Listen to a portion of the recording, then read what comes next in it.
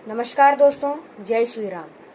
दोस्तों, अयोध्या जो हमारे प्रिय प्रभु श्री राम की जन्मभूमि है। तो दोस्तों, क्या आप जानते हैं हमारे प्रिय को मर्यादा पुरुषोत्तम प्रभु श्री राम क्यों कहा जाता है? विष्णु जी के 7वें अवतार श्री राम ने मर्यादा की स्थापना और अपनी माँ कैकेयी के इच्छा पूर्ति के लिए अपनी राजगद्दी छोड़ दी थी और 14 वर्ष तक वनवास धारण कर लिया था। श्री राम का जन्म रानी कौशल्या के गर्भ से अयोध्या में हुआ था। तो दोस्तों, इसी विषय पर मेरी वीडियो है। तो दोस्तों, मेरी वीडियो के साथ एंड तक बने रहिए। भगवान राम की नगरी अयोध्या हजारों महापुरुषों की कर्म भूमि रही है। यह पवित्र भूमि हिंदुओं के लिए बहुत ही महत्वपूर्ण है। यहाँ पर भगवान राम का जन्म हुआ था। यह राम जन्मभूमि है। आओ जानते हैं इसकी ऐतिहासिकता और इतिहास के 5 तथ्य। नंबर 1, सप्तपुरियों में से एक अयोध्या। भारत की प्राचीन नगरियों में से एक अयोध्या को हिंदू पौराणिक इतिहास में पवित्र सप्तपुरियों में अयोध्या, मथुरा, माया, काशी, कांची, अवंतिका और द्वारका में शामिल किया गया है। अयोध्या को अथर्ववेद में ईश्वर का नगर बताया गया है और इसकी संपन्नता की तुलना स्वर्ग से की गई है। स्कंद पुराण के अनुसार अयोध्या शब्द कार ब्राह्मण या कार विष्णु है तथा ध कार रुद्र का स्वरूप है। अयोध्या की गणना भारत की प्राचीन सप्तपुरियों में प्रथम स्थान पर की गई है। नंबर 2, अयोध्या नगर की स्थापना हेतु स्थान चयन। पौराणिक कथाओं के अनुसार ब्रह्मा से जब मनु ने अपने लिए एक नगर के निर्माण की बात कही तो वे उन्हें विष्णु जी के पास ले गए। विष्णु जी ने उन्हें सकेत धाम में एक उपयुक्त स्थान बताया। विष्णु जी ने इस नगरी को बसाने के लिए ब्रह्मा तथा मनु के साथ देवशिल्पी विश्वकर्मा को भेज दिया। इसके अलावा अपने रामावतार के लिए उपयुक्त स्थान ढूंढने के लिए महर्षि वशिष्ठ को भी उनके साथ भेजा। मान्यता है कि वशिष्ठ द्वारा सरयू नदी के तट पर लीला भूमि का चयन किया गया, जहां विश्वकर्मा ने नगर का निर्माण किया। स्कंद पुराण के अनुसार अयोध्या भगवान विष्णु के चक्र पर विराजमान है। नंबर 3, इन्होंने की अयोध्या की स्थापना। सरयू नदी के तट पर बसे एक नगर की रामायण अनुसार विवस्थान सूर्य के पुत्र वैवस्वत मनु महाराज द्वारा स्थापना की गई थी। मथुरा के इतिहास के अनुसार वैवस्वत मनु लगभग 6673 ईसा पूर्व हुए थे। ब्रह्मा जी के पुत्र मरीचि के कश्यप का जन्म हुआ था।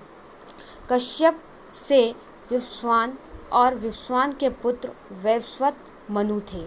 वैवस्वत मनु के 10 पुत्र इल, इक्ष्वाकु, कुशनाम, अरिष्ट, धृष्ट, नरश्यंत, कशुर, महाबली, शर्यती और प्रसिद्ध थे। इसमें इक्ष्वाकु कुल का ही ज़्यादा विस्तार हुआ। इक्ष्वाकु कुल में कई महान प्रतापी राजा, ऋषि, अरिहंत और भगवान हुए हैं। इक्ष्वाकु कुल में ही आगे चलकर प्रभु श्री राम हुए हैं।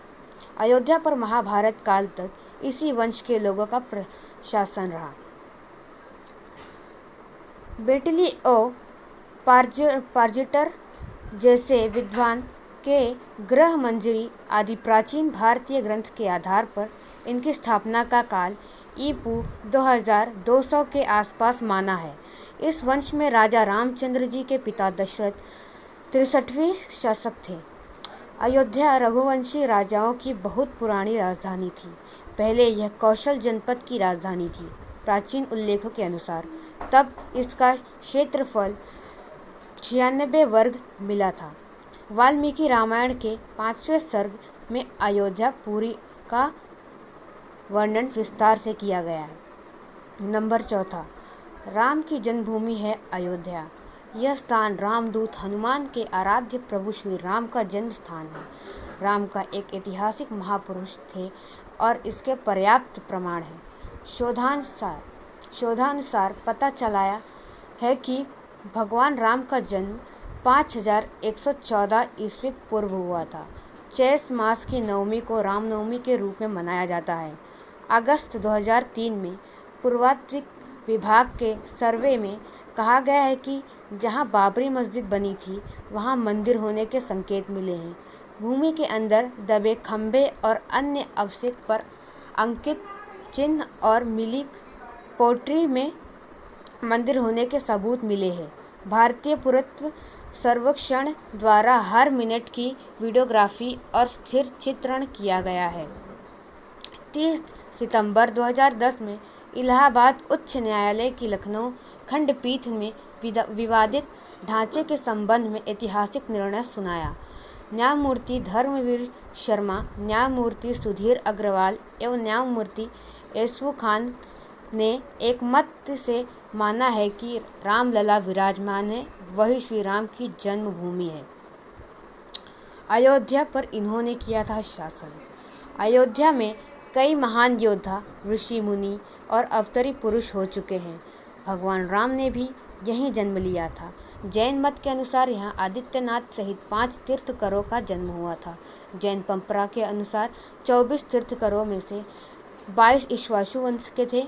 इन 24 तीर्थंकरों में से भी सर्वप्रथम तीर्थंकर आदित्यनाथ के साथ 4 अन्य तीर्थंकर का जन्म स्थान भी अयोध्या ही है। बौद्ध मान्यता के अनुसार बुद्ध देव ने अयोध्या अथवा साकेत में 16 वर्ष तक निवास किया था। उत्तर भारत में तमाम हिस्सों में जैसे कौशल, कपिलवस्तु, वैशाली और मिथिला आदि में अयोध्या के इक्ष्वाकु वंश के शासकों ने ही राज कायम किए थे। भगवान श्री राम के बाद लव ने श्रावस्ती बसाई और इसका स्वतंत्र उल्लेख अगले 800 वर्ष तक मिलता है। कहते हैं कि भगवान श्री राम के पुत्र कुश ने एक बार पुनः राजधानी अयोध्या का पुनः निर्माण कराया था। इसके बाद सूर्यवंशी की अगली 44 पीढ़ियों तक इसका अस्तित्व बरकरार रहा।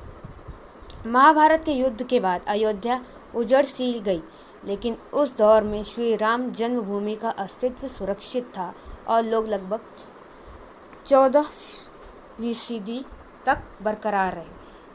तो दोस्तों, अगर मेरी वीडियो अच्छी लगे तो लाइक, शेयर और सब्सक्राइब करना तो बिल्कुल ना भूलिए दोस्तों।